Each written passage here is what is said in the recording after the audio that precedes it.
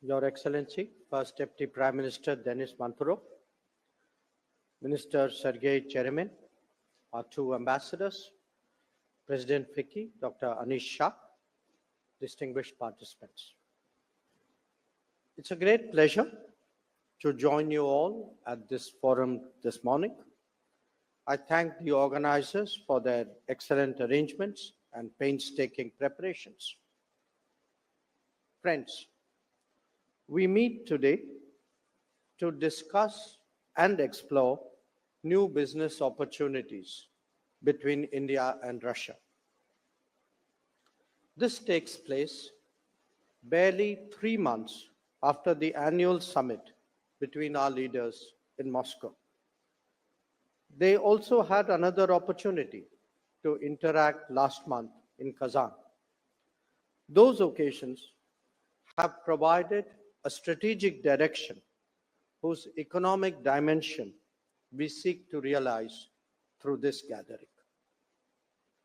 But there is also a larger international setting in which we should place our cooperation. The world is moving towards ever greater multipolarity, and devising appropriate methods of cooperation is essential if we are to keep up. Moreover, Russia has consciously focused more deeply on Asia since 2022. This has created many more avenues of cooperation.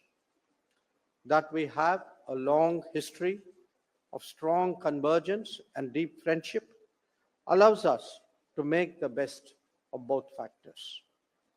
That the two economies are so complementary is also a key consideration.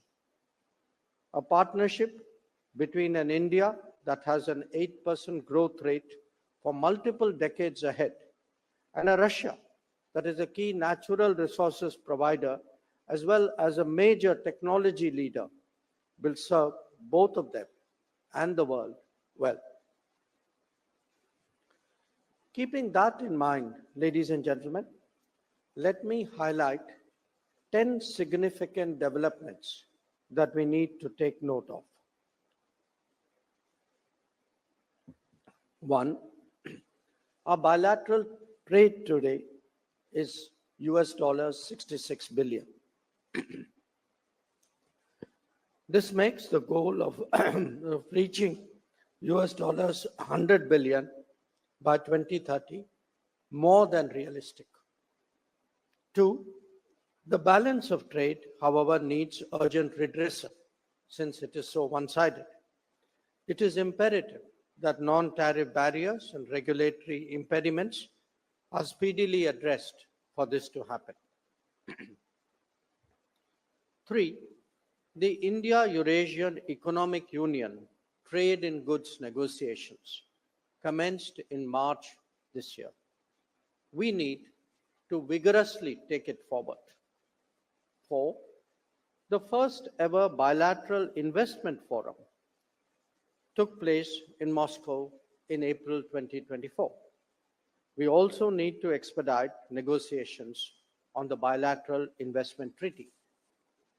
Five, the program for cooperation in regard to the Russian Far East from 2024 to 29 was signed in July during the annual summit.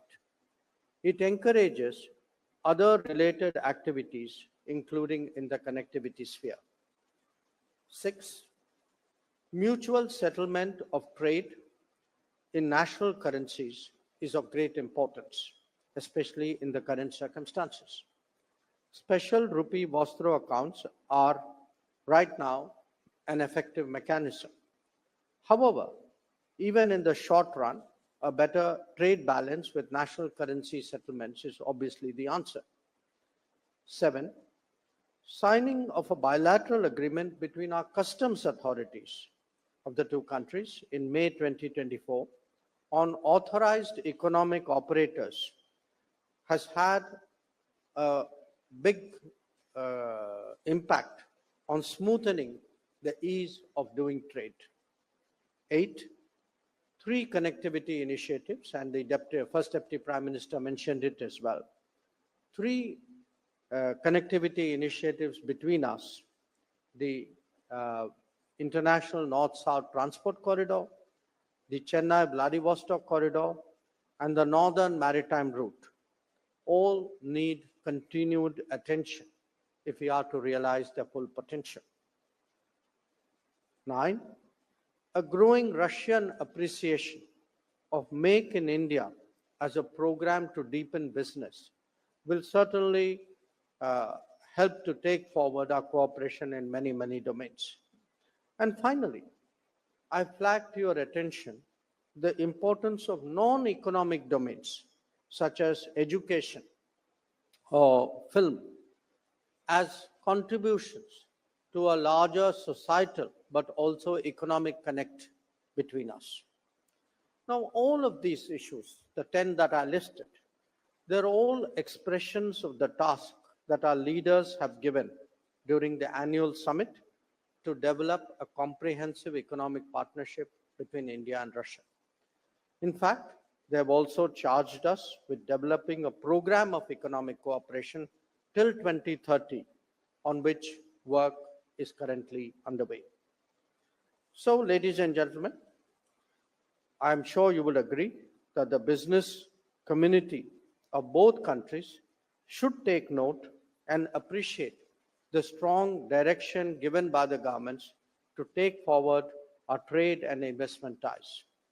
It is natural that there would be concerns such as banking and payment related issues, concerns like logistical challenges, including shipping, insurance and reinsurance, as well as market access issues. Obviously, we have to find solutions that work to the comfort level of those who are actually involved in trade. I'm confident that today's gathering and the sessions that will follow will facilitate an open exchange of views in this regard, with the expectation of coming up with mutually beneficial and workable answers. Friends, we are all aware of the complementary nature of our respective economies. If we recognize that fully, then it also follows that our approach is not transactional, but aimed at building long-term partnerships. In energy domains such as oil, gas, coal, or uranium, India will always be a major player in the international markets. This applies as well to the demand for fertilizers of various kinds. Constructing a mutually beneficial arrangement will help us both address the volatility and the uncertainty of our times. The emergence of a global workplace is also today an increasing reality. Demographic unevenness has created demand and supply imbalances across the world. India and Russia can be partners in this regard as well. It would require a focused initiative that customizes human resources in India for the Russian market. That is best done with the active participation of businesses. Friends, tomorrow, the India-Russia Intergovernmental Commission will be meeting in Delhi to take stock of our bilateral cooperation. Your deliberations can provide a valuable input for policymakers to consider.